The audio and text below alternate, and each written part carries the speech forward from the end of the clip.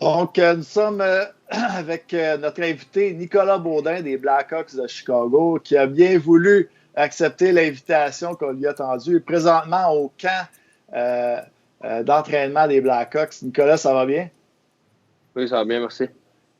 Oui, on rentre-tu dans le vif du sujet tout de suite en demandant comment se passe le camp en ce moment? Ouais, le camp, il va super bien. Je pense que les 3 derniers jours, c'est pas évident de retrouver la game shape. Là. Les pratiques sont tough. Du bon conditioning à la fin aussi. Fait que, ça te remet en shape rapidement. On a fait un scrimmage aussi. Puis il y a d'autres scrimmages qui sont même dans les prochains jours. Demain, ça va faire du bien un petit day off. Là, mais comme je te dis, les 3 premiers jours, ben du conditioning, ben des one-on-one. Puis ça te remet dedans rapidement. Puis vous, avant le camp d'entraînement, est-ce que vous aviez le droit là, de peut-être patiner avec les joueurs? Ça fait-tu longtemps que tu es arrivé à Chicago pour le camp ou tu étais au Québec avant ça? Ben, cet été, je suis venu à Chicago un petit peu. Je suis venu un mois avant d'aller dans la bulle à Edmonton. Après ça, je suis retourné à Mercier. Puis, je suis ici depuis le 20 décembre, je pense. Ouais, 20 décembre. Fait que, on a patiné. J'avais 7 jours de quarantaine à faire. Après ça, on a patiné. On avait des petits groupes de 8. Puis, quand quelqu'un a commencé, on divisait ça en 2 groupes. Donc, je pense qu'on est 18 par groupe à ça. OK. On va y revenir un petit peu plus tard, mais on voulait faire peut-être une petite rétrospective. Commencer à parler de tes années juniors, comment que ça s'est passé avec les voltigeurs. Tu étais là pendant 3 années complètes. Est-ce que tu t'ennuies de tes années juniors, là? Est-ce que c'est déjà loin derrière toi, ces années-là? Tu sais, je te dirais quand t'es junior, puis quand j'avais 17 ans, 18 ans, tu sais, c'est pas pire. Mais une fois que t'es drafté, puis tu reviens à 19 ans, puis t'as goûté au camp de la Ligue nationale, c'est comme plus tough, tu sais. Tu sais, j'avais hâte de sortir du junior, j'avais hâte de devenir pro, puis c'est là que tu vois que, tu sais, tes années junior, c'est vraiment tes meilleures années. Les boys, tu sais, t'es tout le temps ensemble. Puis, tu sais, c'est pas une business, tu sais, ici, c'est une business, tout le monde se bat pour un contrat, tout le monde se bat pour un poste, tandis que junior, Mm-hmm. c'est plus l'esprit d'équipe, je te dirais, meilleur. Fait que, tu sais, je te dirais que ça a été vraiment décevant à 19 ans de perdre contre Halifax en demi-finale. Tu sais, je pense que moi, personnellement, j'ai pas eu les grosses séries. J'avais la tête peut-être ailleurs, même toute la saison. Je te dirais, j'avais hâte de tourner pro. Mais à y repenser, tu sais, ça me fait de la peine de ne pas avoir peut-être donné mon 150% avec les gars. Là. Je vais continuer dans la même veine, vite. Là, je l'avais comme question là, avec perdre en 6 contre Halifax cette année-là avec le club que vous aviez, il y avait Veleno, Mercer, Simoneau, Comtois. Vous avez eu acquis P.O. Joseph aussi, de l'île du Prince-Édouard. Qu'est-ce que vous pensez que tu t'es mis un peu le blâme là, en le prenant, puis je pense pas que c'était juste de ta faute non plus, mais c'est comment tu vois un peu qu'est-ce qui s'est passé, qu'est-ce qui a manqué, parce que cette année-là, veux pas, vous avez battu Husky, la grosse game, on va en revenir après aussi, j'aimerais ça que tu me dises comment c'était au centre Marcel Dionne quand vous avez mis fin à la séquence, mais vous aviez l'équipe pour aller jusqu'au bout, qu'est-ce que tu penses qui vous a manqué rendu là en demi-finale contre Halifax? C'est dur à dire parce qu'on avait vraiment un gros club, comme tu dis. Tous les noms que tu viens de nommer, c'est des très bons joueurs. Je pense qu'on avait, sans nommer le nom, sans dire qui a fait de correct, on avait beaucoup de gars, juste des gars de talent, tu sais. Des gars de talent qui voulaient aller chercher leurs petits points, qui peut-être qu'on travaillait pas aussi fort qu'Halifax, c'est comme ça qu'on s'est fait sortir. Dans le fond, Halifax a juste travaillé plus fort que nous. Puis moi, je pense que c'est ça peut-être qui nous manquait. Un ou deux gars qui travaillaient à fond à chaque soir. L'esprit d'équipe était bonne, les gars, tout le monde ensemble, on avait du fun puis tout, mais peut-être des fois on avait juste trop de fun sans dehors de la glace, puis on avait ça à la glace, on voulait des petites games faciles, puis on voulait juste nos petits points. Tu as été coaché par ton père, je le sais, quand tu étais plus jeune. Avec les Grenadiers, tu as eu Steve Hartley. Alors, avec les Voltigeurs, Steve était maintenant assistant, Dominique Ducharme, entraîneur-chef. Tu as quand même eu des entraîneurs qui se sont suivis un petit peu. Là, la transition là, que tu as fait, mettons, si tu compares avec maintenant là, dans le pro, dans un milieu anglophone comparé à avant au Québec, que tu as eu presque souvent les mêmes coachs, c'est quoi la différence que tu peux faire avec ça? Ouais, tu sais, c'est sûr, c'est une grosse différence. Je pense que j'ai eu Steve. Puis à 15 ans, j'ai 3. Après ça, j'ai joué un petit peu à 16 ans, je suis en majeur. Mais à 17 ans, Dom Champ est arrivé en chef. Steve était là. 18 ans, je l'ai eu encore Steve. 19 ans, même chose. Tu sais, t'arrives pro, puis les pratiques à Steve, je les connaissais pas mal par cœur. Son système, je le connaissais par cœur. La façon dont il fonctionnait, je la connaissais par cœur. Fait que c'est sûr que ça a été difficile d'arriver pro puis que tout change. Puis surtout, tout est en anglais. Puis des fois, veux pas, tu veux t'exprimer, tu veux faire une joke, puis t'es genre, ça sort pas. Tu t'en vas faire une joke, puis c'est ça qui est un petit peu plus compliqué, genre, de communiquer avec les gars, je trouve. Les gars sont un petit peu plus sérieux, mais des fois, tu peux avoir du fun, puis tout, puis on dirait que ces jokes-là, ça sort pas. Fait que j'étais chanceux quand même, j'avais Alexandre Fortin à passer avec moi à Rockford. Là. C'est un Québécois, puis j'habitais avec lui aussi, puis ça faisait déjà 2 ans qu'il était dans l'organisation, fait que lui m'a beaucoup aidé. Mais sinon, c'est juste, je pense que c'est ça la plus grosse différence, là, que je connaissais pas mal tous les trucs à Steve par cœur, puis là, ça a tout changé. Là. Si on revient un peu en 2018, tu parlais de ton repêchage, que justement, l'année 2018-2019, vous avez perdu contre Halifax.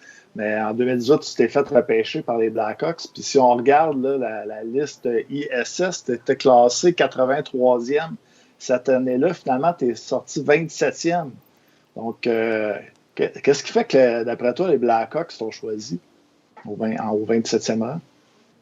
Je pense que les Blackhawks ont vraiment un coup de cœur sur la façon dont j'ai compétitionné, mettons, après Noël. T'sais. Avant Noël, je pense que je compétitionnais pas vraiment tant que ça. J'étais plus juste offensif. Puis après Noël, j'ai eu beaucoup de discussions avec Don Duchamp. J'avais pas fait aussi la game des meilleurs espoirs. Ça m'avait quand même rentré dedans. Puis on avait une grosse discussion là-dessus. Puis il m'avait dit, après Noël, il faut juste que tu sois meilleur que tous ces gars-là. Puis c'est ça que j'ai fait. Je pense que j'ai sorti une moyenne de 1,5 par match après Noël. Puis j'ai juste mon work area qui était vraiment bon. Puis je pense que c'est ça que les Blackhawks ont aimé. Je suis capable de défendre, je suis capable d'être un petit peu physique, puis je suis capable de faire des jeux avec la rondelle. Fait que je pense que c'est all around que les Blackhawks ont aimé. Vas-y. Moi, j'avais une question, puis je vais rester un peu dans le même domaine. Tu disais, tu étais un gars qui a eu des belles stats juniors là, à Drummondville, là, un point par match là, tes 2 dernières années là, et plus. Arrivé avec les Blackhawks, y a-t-il une façon qu'ils t'ont demandé de jouer? Y a-t-il quelque chose qu'ils t'ont demandé d'améliorer pour être pour être un régulier dans la Ligue nationale pour longtemps? Y a-t-il quelque chose qu'ils t'ont demandé là, d'être meilleur, peut-être ton côté défensif ou améliorer ça? Y a-t-il quelque chose, ils t'ont jasé, ils doivent te parler souvent en tant que premier round aussi, le first round? Fait que je veux juste savoir de quoi qu'ils t'ont probablement parlé le plus. Quand je suis arrivé à Chicago l'année passée, la première game de l'année que Chicago il jouait, c'était à Prague, là. C'était en République tchèque. Fait que ça, le camp, il a vraiment été quand même assez rapide. Ça a été peut-être 3-4 jours, puis tout le monde s'est fait couper, puis l'équipe est partie avec 25 gars, je pense. Puis je suis arrivé dans la game américaine, puis ils m'ont dit, ils voulaient vraiment que j'améliore mon côté défensif. C'était juste mon gap en zone neutre, juste killer les jeux en zone défensive, arrêter les jeux en zone défensive. Puis je pense que c'est un petit peu pour ça que j'ai eu 15 points, 59 games. Je me suis vraiment concentré à juste jouer défensivement. T'sais. Je prenais la rondelle, je faisais un petit jeu facile, mais je me concentrais trop à jouer défensivement. Puis c'est ça qu'ils m'ont dit à la fin de l'année. Ils m'ont dit, on t'a drafté parce que tu faisais des jeux. Fait que reviens à ça. Puis je pense que la seule game que j'ai joué dans la Ligue nationale, j'ai fait beaucoup de jeux. J'ai montré que j'étais capable de jouer à ce niveau-là. Fait que c'était vraiment juste d'améliorer mon jeu défensif pour eux. Là.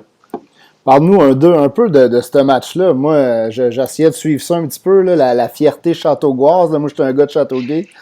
Krim, t'as joué pas mal avec Duncan Keith à ton premier match. Là. Ça doit être spécial pour un gars rentré dans la Ligue nationale puis tu joues avec un vétéran établi depuis des années. Là. Ça doit être spécial. Ben, c'est sûr. Duncan Keith, depuis que je suis jeune, je le regarde jouer puis c'est un de mes idoles. Je suis arrivé là, moi, je me suis fait call-up. J'étais en train de frapper des balles. Je me suis fait call-up. Fait que, on était à Chicago. On retourne à Rockford, chercher toutes mes choses. Puis la game, c'était juste incroyable. Là, le morning skate, moi, je suis arrivé, j'ai checké le line-up. J'étais à droite de Duncan Keith. Fait que j'ai fait, OK, j'ai de la misère à manger toute la journée. J'ai de prendre une petite nappe avant la game. Puis ma famille, puis la famille à ma blonde, tout le monde est monté. Là, ça a été vite. Là. Je l'ai su comme à 2-3 heures l'après-midi la veille, puis tout le monde était là. Fait que ça, c'était vraiment incroyable. Je pense que ça m'a vraiment rentré dedans pendant l'hymne national quand j'étais sur la glace, puis que tout le monde criait. Puis le premier chiffre, j'ai essayé de faire ça vite. Je pense que mon premier chiffre, c'était genre 15 secondes. Là, j'ai sorti à la puck. Mais non, c'était juste incroyable l'ambiance. Non, ça, en plus, tu as joué 24 chiffres, 17 minutes, plus 2 shots. Fait que, c'est sûr qu'aussi jouer avec un Duncan Keith, je pense que les Blackhawks se sont mis dans une situation que tu pouvais exceller. Puis, sérieusement, là, tu as réalisé le rêve de pas mal plusieurs jeunes qui vont écouter, qui jouent, qui ont un rêve de jouer dans la Ligue nationale. Mais sérieusement, moi, je te lève mon chapeau, là, félicitations. Puis je sais que tu vas en avoir bien d'autres games qui vont s'en venir. Puis, pour en revenir à ça aussi, là, la présence d'un Duncan Keith, un Brent Seabrook, un Patrick Kane, un Joe Taze dans la chambre, on va revenir avec sa perte, je pense qu'il est là. 3 Coupes Stanley, tu avais Corey Crawford qui est parti, qui était là. Ça doit être quand même assez imposant à rentrer dans une chambre de même, mais est-ce que les gars c'est des bons vétérans, j'en suis sûr, mais ils sont bons avec les jeunes dans la chambre, ils vous aident. Ça doit être quand même assez impressionnant, 3 Coupes Stanley en 6 ans là, pour un jeune qui rentre dans cette chambre-là. Là. Ouais, puis je te dirais, surtout l'année que je me suis fait drafter, mon premier camp d'entraînement, ça, c'était vraiment quelque chose. Là, parce que tu arrives là et tu connais pas les gars, tu sais. Tu connais pas Patrick Kane, tu connais pas Taser, tu connais personne. Puis là, t'arrives, puis tu sais que c'est juste des super vedettes, tu les admires, mais tu sais, faut quand même que tu joues contre eux. Fait que je pense que c'était ça le plus dur au début, tu sais, tout le monde, même, pas juste moi, là, tout le monde, on les regardait, puis on était genre, OK, tu sais, c'est Patrick Kane, tu veux pas trop aller dessus, tu veux pas trop te faire passer entre tes deux jambes. Fait je pense que c'est juste, tu apprends à les connaître, puis ils font toute la même affaire que nous. T'sais, le matin, ils mangent des œufs comme nous. C'est ça, faut que tu te dises. Puis, c'est rendu vraiment, je te dirais pas que c'est mes meilleurs chums, là, mais je leur parle dans la chambre régulièrement, puis c'est vraiment des bons coéquipiers, là.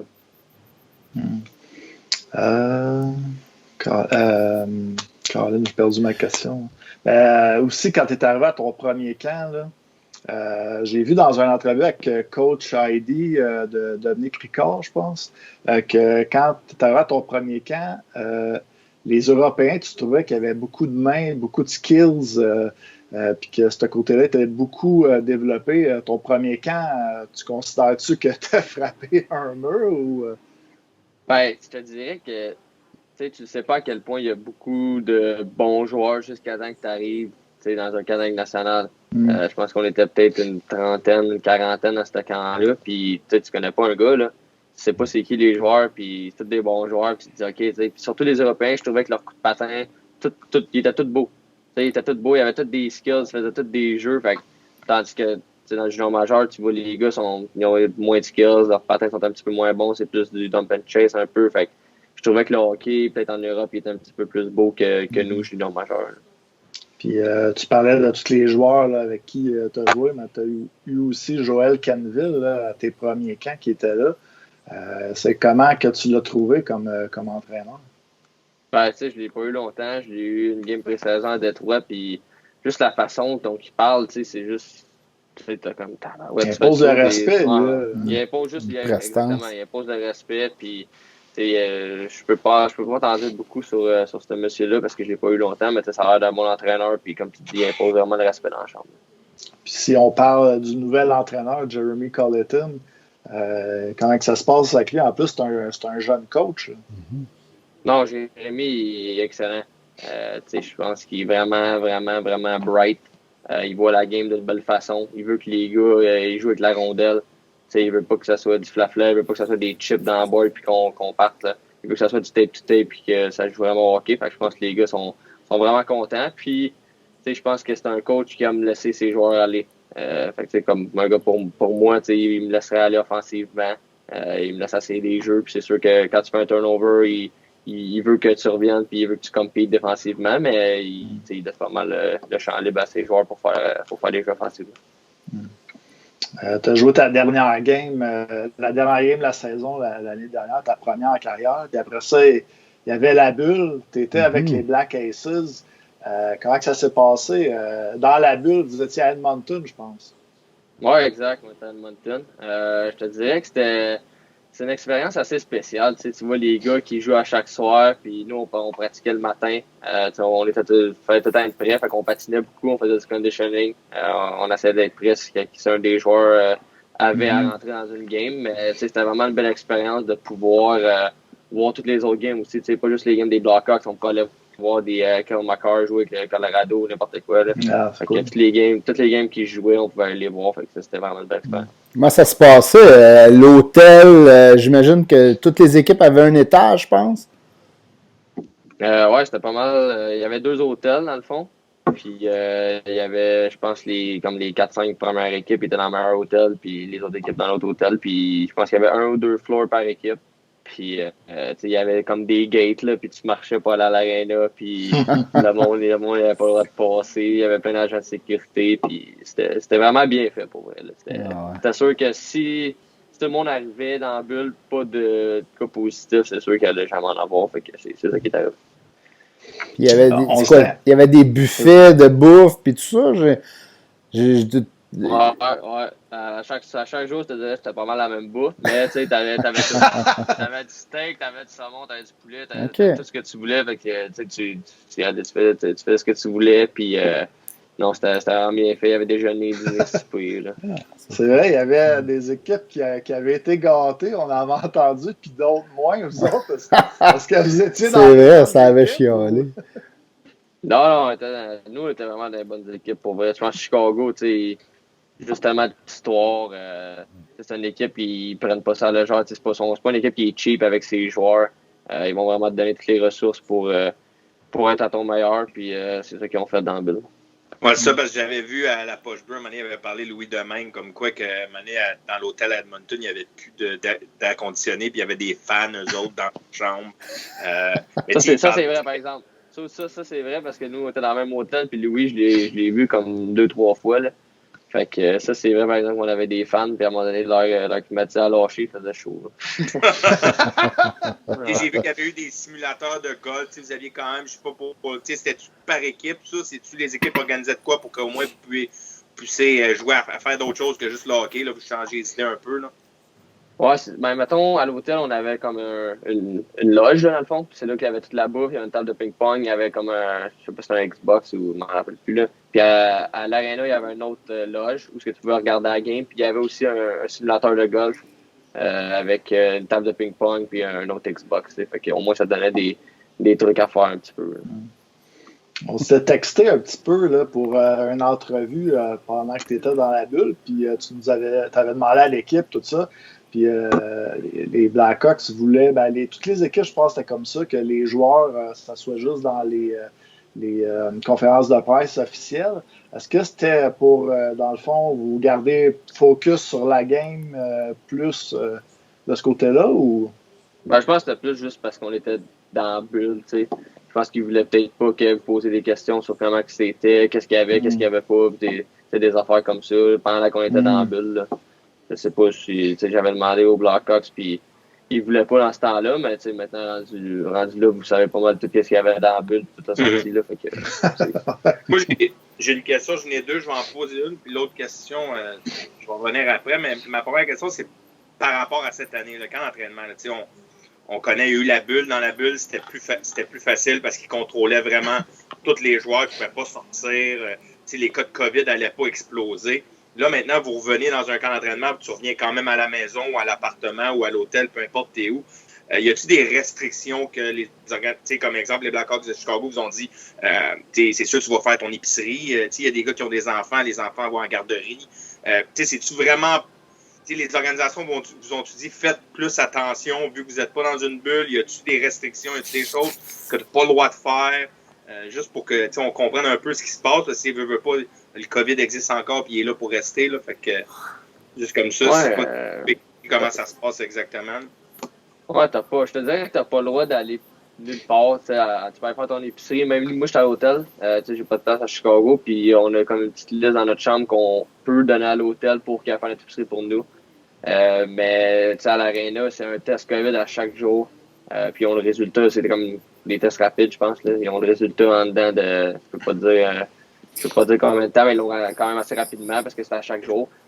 Puis il faut tout le temps que tu gardes ton masque à l'aréna à fort quand tu t'en vas sur la patinoire ou tu t'entraînes dans le gym. Mais tu sais, pour les joueurs qui ont des enfants, je sais pas comment que ça marche. Je sais pas s'ils leur ont dit spécifiquement à eux, fais attention que ton enfant s'il va à l'école ou s'il va à la garderie. Mais je sais que c'est vraiment bien fait. Puis comme nous, là, tous les meetings d'équipe sont faits par Zoom. Parce que sinon, t'es comme 40 dans la même pièce pour faire des zones. Fait ça par Zoom, c'est souvent dans ces cas-là. Il y a un gars qui a le COVID, t'es 40 dans la même pièce. Même à l'aréna, on parce qu'on est 5 par chambre, ils ont fait différentes chambres, 5-6 par chambre, on est tous éloignés un de l'autre. C'est vraiment bien fait. Ah, c'est bon. Ouais, il y a quand même des mesures spéciales qui ont été faites. Si vous êtes tous dans des chambres séparées comme ça. Ouais, mais c'est un peu plus compliqué quand même, j'imagine, pour vous autres, puis pour les équipes en général, mais tu sais, pour moi, comme fan, ça me rassure, tu sais. Je me dis qu'avec toutes ces affaires-là qui prennent, toutes les précautions qu'ils prennent, on risque on a plus de chances d'avoir une saison complète, tu sais. Ouais, exact. Puis, tu sais, nous, on a une division quand même avec comme des États plus chauds, comme la Floride, Tampa, Dallas. Je pense que c'est toutes des places que les restos puis les places pour aller magasiner sont ouvertes. Puis ça, c'est des restrictions. Tu n'as pas le droit de sortir. Ben, tu peux sortir de l'hôtel avec ton masque, prendre une marche, mais tu n'as pas le droit d'aller au resto, tu n'as pas le droit d'aller, tu sais, au resto, pas le droit d'aller magasiner, pas le droit d'aller sur la plage, mettons. Fait que, c'est tout des trucs que je pense que les gars ne doivent pas aimer ça. C'est sûr qu'ils ne doivent pas aimer ça, là, mais si tu veux jouer à un moment donné, il va falloir que tu suives les règles. Puis je pense que c'est juste une saison comme ça cette année. De 1 à 10, là, si on veut prendre le pouls, là, est-ce que les organisations s'attendent à ce qu'il y ait des cas de COVID et beaucoup de blessures en début de saison? Ils n'en ont pas parlé. Ils n'ont pas parlé. Les gars, ils ont l'air. En tout cas, tout le monde est en shape. À date, il n'y a pas grand-chose qui se passe. Pas mal, tous les gars, on a tous eu beaucoup de temps pour s'entraîner. Je pense qu'il y a beaucoup de gars aussi qui ont patiné à Chicago ici, à l'Arena. Les cas de COVID, je pourrais pas te dire. À un moment donné, tu sais pas où c'est que ça vient. À un moment donné, ça peut être une maid à l'hôtel qui a le COVID, puis elle vient dans ma chambre, puis je touche à ma table après, puis le COVID demain, on ne sait pas. Là. Fait que ça peut arriver vite. Là. Je disais ça aussi dans le sens parce que on dit qu'après une longue inactivité, les cas de blessure, il peut en avoir plus. Oui, exact. Ben, je pense que les gars prennent leurs précautions. On a des bains chauds, bains froids. À l'Arena, on essaie de faire attention là-dedans. Tu peux faire des traitements aussi pour. Faut juste que tu prennes soin de ton corps, je pense, dans le fond. Faut que tu prennes soin de ton corps. Même à l'hôtel, des fois, je me fais des petits stretching juste pour être sûr que le même matin, quand on fait du conditioning, je me blesse pas à un an ou quelque chose. Fait que tous les gars prennent vraiment soin d'eux. Vous avez-tu des petites questions, les boys, là, où on commence à y aller dans le plus crunchy? Moi, si t'en as une, vas-y, si t'en as une. Moi, j'en ai une, là, je vais y aller. Vas-y. Je sais pas, je veux vraiment pas te mettre sur le spot, puis sérieusement, tu réponds pas, puis c'est correct. Je pense que c'est un dossier qui a quand même été chaud pendant l'été, même si vous êtes à Chicago, à Montréal, le départ, la tournure que les Blackhawks ont pris, en se départageant. Ils ont tradé Brandon Saad, qui était beaucoup aimé dans le locker room. Ils ont perdu Corey Crawford. Ils ont pris une tournante un peu. On a vu Jonathan Toews sortir dans les journaux en disant qu'il ne savait pas trop ce qui se passait. Là, vous perdez Jonathan Toews, qui est probablement un très, très, très, très gros morceau dans la chambre. Juste savoir le pouls au camp d'entraînement quand vous êtes arrivé. On a su un peu cet été qu'il y avait comme une bataille entre le leadership de la chambre et les hauts dirigeants. Puis juste savoir le pouls qu'il y a sur la glace. Les gars, c'est quand même des gars qui ont gagné 3 Coupes Stanley. Là. Ils sont pas prêts à tourner à la page encore. Fait que juste savoir comment que la perte de Joe Toews en plus dans tout ça, comment que le feeling est au camp d'entraînement avec tous les gars, la direction que tout le monde s'en va. C'est sûr quand tu perds ton capitaine, je pense qu'il est capitaine depuis 2012 ou 2013, c'est sûr que ça fait mal, c'est ton premier centre, il fait 66 points par année, fait que ça c'est sûr que ça fait mal, même l'absence de Kirby Dach, je pense qu'il y a eu une bonne première saison nationale et son poignet, fait que ça aussi ça fait mal. Mais les gars, puis l'organisation, je pense, ils vont faire affaire avec qui que ça glace. Je pense que c'est vraiment ça qui est important. Puis les gars croient au groupe que ça glace. Puis je pense que c'est la plus grosse chose. Ils vont travailler avec les gars qui sont là. Puis quand mettons, Taser puis Docker vont revenir, mais là, ils vont travailler aussi avec eux. Mais pour l'instant, je pense que c'est vraiment juste de travailler avec le groupe de joueurs que tu as. Puis tout le monde croit vraiment à ce groupe-là. Good. Moi, j'avais vu, à un moment donné, tu sais, qu'on t'avait posé la question, tu te comparais à qui ton jeu, puis je pense que tu avais répondu Jake Gardiner, ça se peut-tu? Ouais, Jake Gardiner, je trouvais que je patinais quand même comme lui. C'est un gars qui fait quand même beaucoup de jeux défensivement. Il est capable de faire des bons jeux, d'arrêter les adversaires. Mais là, je pense que dans les passés, on dirait qu'il y a comme un step back un peu à Caroline. Ils ont quand même beaucoup de défenseurs. Fait que je te dirais que là, mon joueur a plus changé vers Torrey Krug. Là. OK. Je sais pas si ta question ça va vers là, Ouais, mais Torrey exact. Krug, j'ai tout le temps aussi beaucoup aimé. Je pense que c'est un gars qui joue avec la grit quand même. C'est un gars qui aime ça avoir la rondelle, il aime ça patiner avec la rondelle. Fait que je me bats quand même dans Torrey Krug. Moi, je vais enchaîner, justement. J'ai fait des petites recherches, Nick, aujourd'hui. Puis j'ai retrouvé le fans de 2014-2015 quand tu jouais avec les Grenadiers. Puis là, je t'arrête de regarder ça, puis je voulais te poser une couple de questions. Pat, il disait Jake Gardiner, mais à ce moment-là, tu disais que ton joueur préféré, ton défenseur préféré, c'était Duncan Keith, puis que tu y ressemblais aussi, parce que tu étais offensif et défensif. Ouais, je me rappelle. C'est ça que je te dis tantôt, ça, je disais Duncan Keith, c'était un de mes idoles quand j'étais jeune. Puis, je pense que juste quand ils ont gagné 3 Coupes cette année en 6 ans, c'était peut-être un peu pour ça aussi que c'est devenu un de mes idoles. Il a tellement joué du gros hockey dans ces années-là, puis il joue encore du gros hockey. Moi, je le trouve juste incroyable. Là, que c'est une bonne personne, c'est un bon joueur de hockey. Puis tout ce qu'il fait, tout ce qu'il a fait pour Chicago, puis qu'il va faire dans les prochaines années, c'est juste encore incroyable. Je vais enchaîner avec des petites questions aussi, là, qu'il y avait ton acteur préféré, Adam Sandler, ton film préféré, Happy Gilmore, ton repas préféré, pâté chinois. Pas changer. Quand tu voulais passer du temps à jouer au Xbox, ça a l'air d'être un joueur redoutable à NHL aussi. Ouais, j'étais un joueur de NHL quand j'étais un petit peu plus jeune. J'ai recommencé avec un peu de Warzone. Là, fait que j'essaie de pas veiller trop tard à jouer à Xbox, là, mais des fois ça passe le temps un peu. Là. Ça date de quand, ça, mon Seb? 2014. 2014, OK. Ouais, ça, on s'est connus un petit peu avec les Grenadiers. Moi, je venais d'arriver, puis à ce moment-là, je sais que cette saison-là, je venais d'arriver avec l'équipe, puis je connaissais pas beaucoup les joueurs, mais je me souviens qu'à la collecte de sang des Grenadiers, il y avait des joueurs qui étaient avec les personnels pour accompagner. Puis c'était Nick qui m'avait checké pour pas que je tombe dans les pommes après la prise de sang.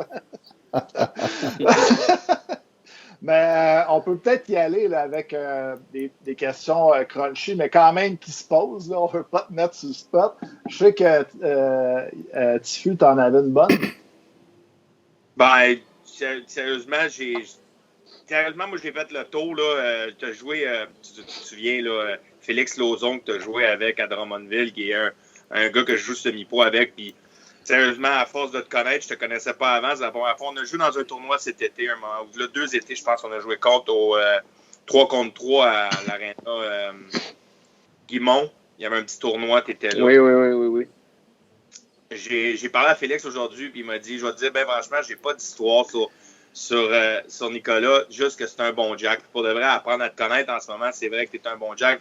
Il n'y en avait que des bons mots. J'ai cherché toute la journée. J'ai voulu tester Louis Robitaille. J'ai pas été capable. Mais moi, je vais te poser une question parce que tout à l'heure, je t'ai entendu dire que tu avais frappé des balles à Chicago. Fait que Rockford est encore bien plate. Parce que moi, j'ai joué là dans UHL la dernière année que la UHL existait. Après ça, c'est devenu Rockford. On restait à Roscoe, Illinois, qui était comme un petit peu plus loin. Là. C'est toujours aussi plate, si je comprends bien. Ouais, il y a pas grand-chose. Il y avait un bowling alley, puis ça s'arrêtait là. Non, c'est ça, il y a un bowling alley. J'étais allé une fois parce que je pense que c'était un party d'équipe là, mais pour vrai, je veux pas dénigrer la ville ou rien, là, Rockford. Je veux dire, quand même des bons partisans, quand même des bonnes crowds le vendredi soir, samedi quand on joue des équipes proches, mais je te dirais, c'est pas la même ville que Chicago. Là. Alors, puis, sérieusement, je me souviens, moi, d'avoir joué là, puis l'aréna dans UHL, il y avait 6000 personnes à tous les soirs. Les fans étaient complètement incroyables, mais oui, comme côté ville, il y avait comme pas grand-chose à faire, mais les partisans sont tellement hot, sont à l'aréna. C'est pas comme si tu as 1000 personnes dans les estrades sur le temps jam-pack, mais la ville était un petit peu plus... t'es pas loin de Chicago, à côté, tu t'en vas à Chicago, tu t'en vas un peu partout, là, mais c'était pas... mais je te mettais pas sur le spot pour dire... Non, je sais. J'ai joué là par Dans mon petit La Femme, j'ai vu aussi que tu t'habillais tout le temps du côté gauche en allant vers le côté droit. As-tu encore des superstitions comme ça? Ben, je pense que c'est pas mal la seule superstition que j'ai. Sinon, je suis pas vraiment un gars superstitieux dans la vie. Là. Peut-être si je score 3 goals à un moment donné dans une game NHL, je vais peut-être essayer de manger la même affaire la prochaine game, mais je sais pas pourquoi. Je me suis tout le temps habillé du côté gauche, juste patin, coude, gants. Je sais pas pourquoi. C'était tout le temps comme ça. J'imagine, vu que tu as juste joué une partie avec les Hawks, tu n'as peut-être pas eu ton souper de recrue encore? Ou... Non, j'ai pas eu de souper de recrue. Mais tu sais, en plus, cette première game-là, d'habitude, tu veux le temps. J'étais avec Brandon Eagles, je sais pas si vous connaissez, là, mais il a joué sa première game en même temps que moi, puis on a mis de l'argent sur le board, genre. Il fallait quand même que tu mettes de l'argent sur le board parce que c'était ta première game. Puis, tu sais, comme je suis chanceux, à date, ils m'ont pas demandé mon argent. Fait qu'on va garder ça silence. C'était quoi le pari, là? Tu mets de l'argent sur le board, puis si tu gagnes la game, mettons, tu donnes cet argent-là. On va dire, tu donnes la moitié au. Je sais pas, là, c'est comme un pot d'équipe, là. Puis quand tu fais des activités ou tu vas souper, c'est ça qui paye le souper, puis tu donnes l'autre moitié au trainer là, parce que avec toute la job qu'ils font. Ça, d'habitude, tu mets ça si ma main est dans les estrades ou si les gars ils niaisent dans les games américaines, des fois, là, ta blonde est dans les estrades, puis ils disent ta blonde est en ville, faut que tu mettes 100$, tu mets 500$, peu importe, là, c'est montant. Avec la COVID et tout ça, pendant ta première partie, est-ce que tes parents ont pu se déplacer pour pouvoir voir ta game? Ouais. Mes parents sont venus, ma blonde était là, puis les parents de ma blonde, mes deux sœurs aussi étaient là. Fait que, tu sais, le COVID, je pense que ça a vraiment sauté comme plus vers le 17, 18, 19 mars. Juste là. après. Comme tout a commencé à fermer. Comme moi, quand je suis resté une semaine de plus à Chicago, puis les parents, ma blonde sont restés avec moi. Puis ensuite, je suis allé porter à l'aéroport, puis tu sais, c'était vide, là, ça commençait là. C'était vraiment vite, c'était peut-être vers le 12, 13, 14 mars. Puis après ça, moi, 3-4 jours plus tard, on a tout sorti à Rockford, puis on est reparti à Montréal.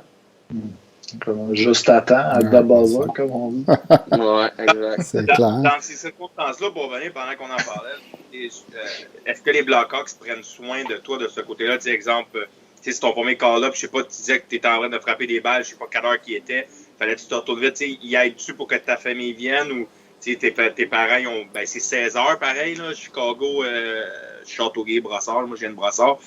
Ils sont partis en auto, les Blackhawks ont-tu aidé sur certaines choses ou ils t'ont laissé, c'est vous autres qui s'est arrangé avec ça? Non, mettons dans ton contrat, quand tu signes, je sais pas si c'est comme ça pour tous les contrats, mais moi j'avais comme, je pense, 5000$ pour les parents, mettons, pour la première game. Là.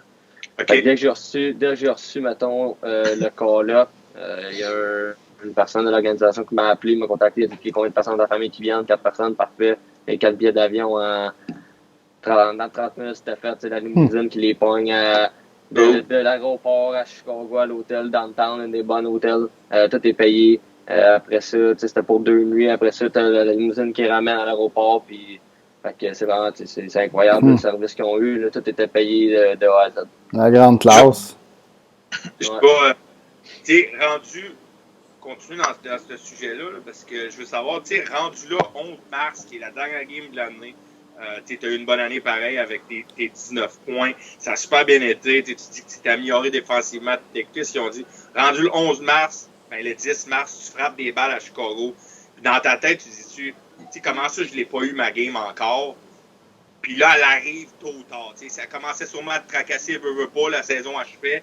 C'était-tu quelque chose où tu t'attendais ou tu t'attendais plus, puis tu disais, regarde, j'ai l'été, je vais travailler, puis l'année prochaine, je reviendrai en forme, ou tu y espérais encore? T'sais? Pour vrai, ma première moitié de saison à Rockford jusqu'à Noël, je te dirais, c'était moyen. J'ai vraiment eu de la misère à m'adapter.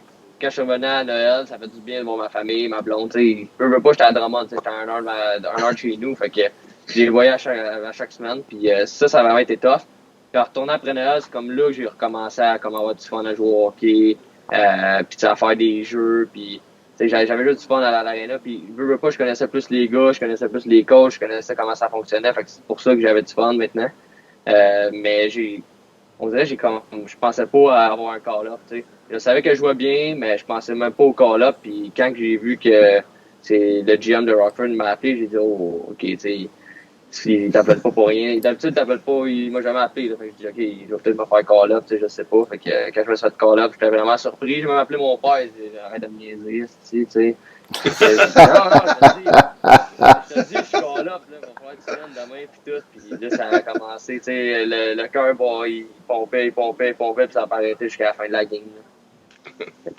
Ouais, j'étais bien surpris, t'attends pas, tu sais, je veux pas même, des fois, si tu joues du gros hockey, ça se peut toute l'année, tu sais, mettons, cette année, là, je m'en vais à Rockford, puis je sais pas il va y avoir combien de games, mais j'étais à un point par match à Rockford, puis il n'y a pas de blessés en haut, puis tout va bien en haut, ça veut pas dire que tu vas avoir le call-up, là. Fait qu'il faut vraiment que je pense que c'est des opportunités qui viennent pas souvent quand tu es dans la Ligue américaine, tu fais call-up, mais quand ça arrive, il faut que tu sois prêt, il faut que tu apprennes parce que sinon ça va. Tu sais, on est tous des numéros ici, là, fait qu'à un moment donné, si tu prends pas ton spot, ça va être un autre gars, puis donc ça fonctionne dans le business. Penses-tu que le Taxi Squad, c'est une bonne chose pour des jeunes comme toi qui essaient de se faire une place? Et penses-tu qu'ils pourraient se servir de ça pour garder un peu plus de gars dans l'équipe? Penses-tu que ça peut t'ouvrir une opportunité peut-être plus rapidement? Je sais pas quoi penser du Taxi Squad parce que, tu sais, je sais pas s'il y a mieux garder des... Mettons un gars comme moi qui va jouer, je sais pas, tu sais, le Taxi Squad, tu vas sûrement jouer une game sur 3 ou n'importe quoi, mais à peu près. Ou t'aimes-tu mieux m'envoyer à Rockford puis jouer à chaque soir, mettons, une vingtaine de minutes. Fait que ça va être à eux de décider. C'est sûr que je vise de rester en haut, mais qu'est-ce qui va être meilleur pour moi? C'est sûr qu'ils vont me mettre dans la meilleure situation pour moi. Fait que s'ils me disent que je vais jouer une game sur 2 puis je suis le Taxi Squad, ben, ils vont me garder là. Puis s'ils pensent que je jouerai pas une game sur 2, tu sais, que ça va être une game sur 3, une game sur 4, une game sur 5, ben là, ça va être mieux d'être à Rockford. Au camp d'entraînement, à date, là, tu te bats contre environ combien de défenseurs pour un poste? Je te dirais, c'est tough à dire. Le top 6, je te dirais, il est quand même déjà assez fait. Là. Au moins le top 5 qui est fait.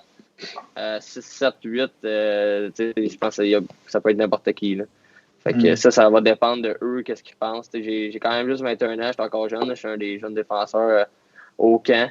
Fait que ça va vraiment être à eux de prendre la décision, qu'est-ce qu'ils veulent faire avec moi, parce que sincèrement, je me sens...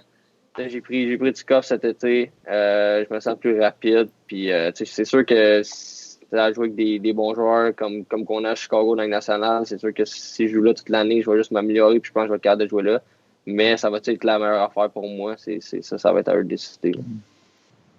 Tu parlais de la camaraderie là, avec justement les joueurs, là, Patrick Kane, Jonathan Toews, tu t'entendais bien avec tous ces gars-là. T'ont-tu fait une coupe de jokes quand t'es arrivé ta première game pour descendre la pression, ces affaires-là? Pas vraiment, je te dirais. T'as pas retrouvé de poisson mort dans ton stock? Non. Tu sais, je suis juste arrivé là, puis j'avais mon stock le matin, tu sais, je venais d'être là la veille, mais j'étais arrivé comme 9h30 le soir à Chicago. J'étais arrivé morning skate, tu sais. Taze, il me parlait en français, fait que ça, c'était le fun. Crawford, il me parlait en français. Ça, c'était bien cool. Puis, Don Kutke, dès le premier camp, j'y ai parlé parce que, je veux pas, c'était mon idole, comme tu disais, là, en 2014. Fait que, c'est sûr que j'allais parler puis tout. Puis il m'a parlé avant la game. Il m'a dit, sois à l'aise. Il dit, c'est pas compliqué. Il dit, donne-moi la puck. Il dit ça avant la game. Il dit, donne-moi la puck. Fait que, non, mais c'était le fun. Je pense à chaque chiffre, il me parlait quand on venait au banc. Puis c'était vraiment une expérience que je ne vais jamais oublier. Moi, on en a un qu'on connaît à Montréal. Tu joues, son frère est là. Le frère à Piqué Souben. On connaît tous Piqué à Montréal. Est-ce que son frère, il ressemble un peu de ce côté-là? Je parle pas...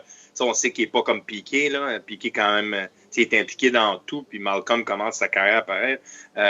Est-ce qu'il ressemble un peu, comme de la manière qu'il est dans la chambre? C'est un joker? C'est un gars qui parle beaucoup? C'est un gars qui est à son affaire? Il ressemble ça un peu à Piqué de ce côté-là ou plus réservé? Je connais pas Piqué dans une chambre de hockey, mais... Malcolm, il est vraiment quand même assez low profile, tu sais. Okay. Il est plus low profile, mais vraiment, il est vraiment drôle, par exemple. Il va tout le temps faire des moves de danse, puis il va faire rire tout le monde. Il a tout le temps un sourire, tout le temps un sourire. Fait que, tu sais, tous les gars, ils l'adorent. Il est vraiment aimé partout ce qui passe, tu sais. Il est juste... Moi, je le trouve vraiment incroyable. Pour vrai, il est dans son cuisse des fois, puis tu vois qu'il fait un arrêt, puis il te regarde, puis il commence à rire, là. Fait que... c'est vraiment une bonne personne, mais je pense qu'il est un petit peu plus low profile que Piqué. Je sais pas si c'est lui, les trois frères Souben, mais à un moment donné, sur Instagram, j'ai vu que son char n'était pas parké puis il a continué à rouler. Je sais pas si c'est lui. Je sais pas si c'est Malcolm. Oui, c'est lui. Il dit son char, il l'a laissé en reverse. Là, puis après ça, il a ouvert sa porte puis il a passé C'est le break à la dernière seconde. J'ai demandé qu'est-ce qui s'avait passé. Il dit qu'il sait pas. Fait que, c'était drôle, ça. Tu disais que tu étais à l'hôtel en ce moment. Toutes ces affaires-là, c'est l'équipe qui organise ça ou c'est toi ou ton agent qui regarde toutes ces affaires-là? Non, c'est toute l'équipe. Toute l'équipe qui organise ça. Je pense qu'on est quand même beaucoup de joueurs. Là. On est quand même, c'est une équipe assez jeune. Là, fait qu'on est quand même beaucoup de joueurs à l'hôtel en ce moment. Mais c'est vraiment tous les Blackhawks, je pense, qui m'ont appelé à peu près le 10 décembre. Ils voulaient que je vienne vers le 15-16. Puis l'hôtel, je pense qu'il y a un setup jusqu'au 31 janvier. Là, fait que là, tu peux check out quand tu veux, là, mais c'est vraiment tous eux de A à Z qui s'en ont occupés. Non, mais c'est ça aussi, tu sais, vite, là, pour continuer, excuse, là, je voulais juste demander, tu sais, dit c'est setupé jusqu'au 31 janvier. On sait que la Ligue américaine va probablement commencer le 5 février. Là, c'est ce qu'on parle. La saison commence le 13 janvier. Comment va se dérouler le tout entre, exemple, qu'il arrive que les gars s'en retournent dans la Ligue américaine entre le 11 janvier ou le 13 janvier puis le 5 février? Les gars vont faire quoi? Tu sais, toi, en plus, si, exemple, tu arriverais à descendre dans la Ligue américaine, qui est comme 1h30, Rockford, là, à peu près 1h30 de Chicago, tu vas aller où entre-temps? Tu ne retourneras pas au Canada, tu ne retourneras pas à Châteauguay, tu vas pas en rester. Fait que tu vas aller où? Qu'est-ce qu'ils ont l'intention de faire? Tu vas pratiquer? Tu vas pas pratiquer? Vous allez faire quoi? Ça, personne ne nous en a parlé encore, mais d'après moi, les gars, la dernière pratique, c'est le 12. C'est le 13, ça commence le 13 à Tampa. Fait que le 12, le matin, il y a une pratique. Ça va sûrement être juste l'équipe et le taxi squad qui va pratiquer. Après ça, ils partent en charter puis ils s'en vont à Tampa. Fait que, je vais-tu être là, je vais-tu pas être là? Je sais pas, mais si je suis pas là, d'après moi, ils vont nous envoyer à Rockford à l'hôtel. Puis il va falloir qu'on se trouve une place à Rockford. Ça, c'est Rockford, il nous aide là-dedans. Là. Il nous aide à se trouver un spot. Puis après ça, les coachs vont sûrement être là. Il y a des gars qui ont juste des American Hockey League contracts. Là. Fait que eux, ils vont peut-être arriver. Je pense que le camp, il est set up pour partir comme le 20 ou le 25 janvier. Là. Fait que ces gars-là vont commencer à arriver tranquillement, vont faire leur quarantaine. Nous, on va pas avoir besoin de faire quarantaine parce qu'on est déjà en Illinois. Là. Mais ça devrait être ça. Mais pour répondre à ta question, je peux pas vraiment parce qu'on n'a pas eu de nouvelles encore. Ouais, moi, j'ai vu aujourd'hui que le Rocket de Laval allait jouer ses parties au Centre Bell. Fait que je ne sais pas si par souci de COVID ou de mesures ou de logistique, ça va peut-être la même chose du côté de Chicago puis Rockford. Là. Je sais pas. C'est ça, on entendait des affaires comme ça se pouvait que Rockford il joue à l'aréna de pratique de Chicago parce que je veux dire, c'est un aréna qui rentre 500 personnes max, là, puis il n'y a pas de fans, fait que peut-être que ça serait mieux comme ça. T'es proche, fait que si tu te fais call-up, s'il arrive de quoi, c'est Taxi Squad. Je sais pas comment ça va fonctionner, mais moi, ça me surprendrait pas. Ça se peut qu'on joue à Chicago, là, comme ça se peut qu'on descende à Rockford aussi. Cool. Ça va-tu peut-être une dernière question, les boys? Non, moi, j'ai pas mal fait le tour. Écoute, moi, je voulais te souhaiter vraiment là, le succès le plus rapidement possible. On a hâte de te voir régulier dans la ligue. Autant que toi, j'imagine. Peut-être pas. Là. Toi, j'imagine un rêve d'enfance. Là. Mais écoute, on te souhaite bien du succès. Puis on va avoir bien du fun à te regarder jouer pour avoir du succès dans ce ligue-là. Même chose pour moi. Je te souhaite un succès monstre. Là. Je te souhaite que ça arrive le plus tôt possible. Là. Puis, sérieusement, très bonne personne, comme Félix Lauzon a dit, t'es un bon Jack, t'es vraiment plaisant à parler. Lâche pas ça. Puis je te souhaite pas la Ligue américaine cette année. Là. Ce serait plaisant de t'avoir dans le show. Ouais. Je te le souhaite. Puis lâche pas ton rêve, Nicolas. Merci beaucoup. C'était ça ma question un peu en terminant. À quoi qu'on s'attend, Nicolas Baudin, pour la prochaine saison puis dans le futur? Pour vrai, c'est pas compliqué. Là. Dans le futur, je veux jouer avec les Blackhawks de Chicago. Ouais, ça, je le savais. Je pense qu'on va s'attendre. C'est sûr que je vais donner mon max à chaque fois que j'ai l'opportunité de mettre le chandail des Blackhawks, même si je suis langue américaine. Il faut avoir une bonne attitude. Il faut que tu pousses au maximum parce que même si tu penses des fois que c'est long comme saison, puis tu vas jamais être call-up, tu peux pas juste t'habituer sur ton sort, tant tu travailles. Puis je pense l'année passée, comme que je parlais, je m'attendais même pas à être call-up, puis j'étais call-up, ça peut arriver n'importe quand, puis quand ça arrive, tu prends l'opportunité, puis c'est comme ça que je vais rester dans la Ligue nationale. Bien sûr. Ben, merci, Nick, de ton temps. Puis super gentil d'avoir accepté l'entrevue. Puis on se donne des nouvelles. Puis on te souhaite bonne chance pour le reste du camp et la prochaine saison. Yes, merci beaucoup, les boys. All right. Yes, Salut, sir. Nicolas. Ciao. Salut.